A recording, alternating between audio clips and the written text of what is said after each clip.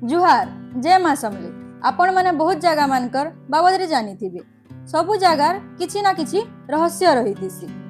आज आमे ई वीडियो माध्यम रे जानमा गर्धमार्धन पहाड़ बाबद रे जेंता कि पौराणिक कथारू जड़ित। गर्धमार्धन पर्वत ओडिशार बलांगीर आउ बरगढ़ जिल्लार मझिरे रही।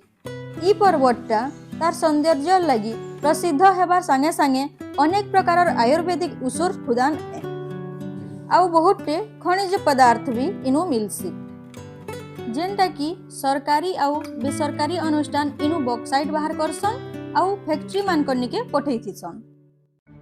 ई पर्वतटा बहुत समयनु ऐतिहासिक आउ पौराणिक कथानु जुड़ी हेइछे। इतिहास कहेसी जे ई पहाड़टा वैदिक संस्कृतिर परंपरा हिसाब रहीछे। पर्वतर आखर पाखर जगह मान के आगरू ध्वंस होइतिबार किछिटा जिनिस देखबार के मिलसी। पुराण कहेसी जे जेतेबेले हनुमान लक्ष्मण लगी हिमालय पर्वत नु संजीवनी बूटी गुटे लगी पूरा हिमालय पर्वतर खणे के उठे करी नैतिले। से टाइम रे ई जगह रे अधा पहाड़ पड़ी जाइतिला आउ से टिके बागी पड़ी जाइतिबार पहाड़ रो ना दिया गला गंधमार्धन।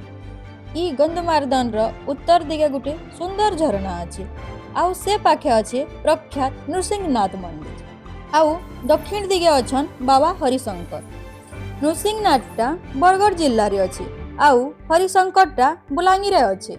महाभारत अनुसार महावीर द्रोण ताकर पसंद करला छात्र मानकू ई पर्वतर झार जंगल भितरे अस्त्र शस्त्र शिक्षा देउथिले आउ तांकनु शिक्षा पाइतिबार छात्र माने सारा भारते प्रख्यात योद्धार सम्मान पाइले। चीन देशर परिव्राजक ई गंधमार्धन पहाड़ बुली करी इतार सुंदरता उपरे तांकर बही रे लिखिथिले। कहा जायसी जे पर्वत पाखे गुटे परिमलगिरी नार बौद्ध विश्वविद्यालय थिला।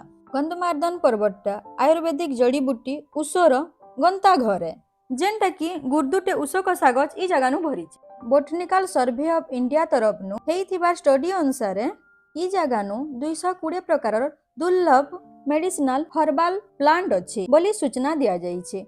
हेले आखर पाखर लोक कहबार अनुसार इठाने 500 नु बेसी प्रकार औषधीय गज रही। पाखर अंचल वैदाज्ञा माने ई सबु गज नु ऊष तैयारी करी करी लोक मान के बेमार नु बने करसन। गंधमार्धन पर्वत जंगल रे मिलुथिबा ऊष जड़ीबूटी के व्यवहार करी अनेक बेसरकारी आयुर्वेदिक कर्मशाला माने खुली। सरकार भी इथिर पाखे दुईटा आयुर्वेदिक महाविद्यालय खुलीछन। गुटे अच्छे बरगढ़ जिल्ला रे आ गुटे अच्छे बलांगीर रे आउ इथिर उपरे छात्र छात्री माने गवेषणा भी करूछन।